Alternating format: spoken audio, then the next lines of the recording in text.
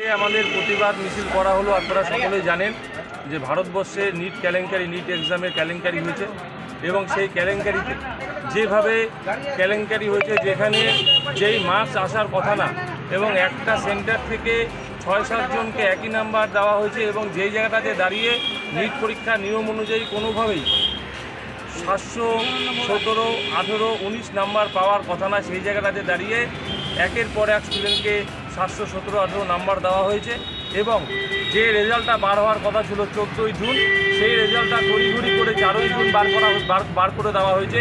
সেই জায়গাটাতে দাঁড়িয়ে যখন যে সমস্ত ছাত্রছাত্রীরা নিট পরীক্ষা দিয়েছিল এবং যে তাদের অভিভাবকরা যেভাবে এই নিট পরীক্ষা যারা নিয়েছে এনটিএর বিরুদ্ধে যেভাবে আঙুল তুলেছে, সেই আঙুল তোলার জন্য আজকে সুপ্রিম কোর্টেও সেই মামলা চলছে এবং সেই জায়গাটাতে দাঁড়িয়ে গোটা যুব কংগ্রেস গোটা ভারতবর্ষ জুড়ে এই নিট কেলেঙ্কারির বিরুদ্ধে প্রতিবাদে সরব হয়েছে, রাস্তায় নেমেছে।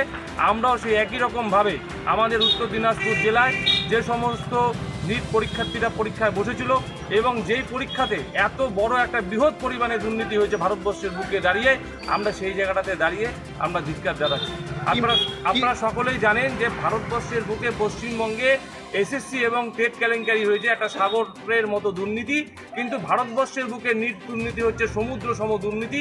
আমরা যেরকমভাবে এসএসসি এবং টেট নিয়ে পশ্চিমবঙ্গের রাস্তায় নেমে বিক্ষোভ দেখিয়েছি, আমরা সেই একই রকমভাবে নিট দুর্নীতি নিয়ে মোদী সরকারের বিরুদ্ধে আমরা তদন্ত চেয়ে, আমরা সিবিআই তদন্ত চেয়ে আমরা রাস্তায় নেমে আন্দোলন করছি।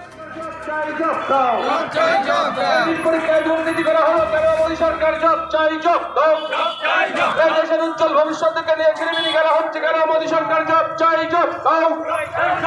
দেশের উজ্জ্বল ভবিষ্যৎকে নিয়ে ছিনিমিনি খেলা হচ্ছে কেন? মোদী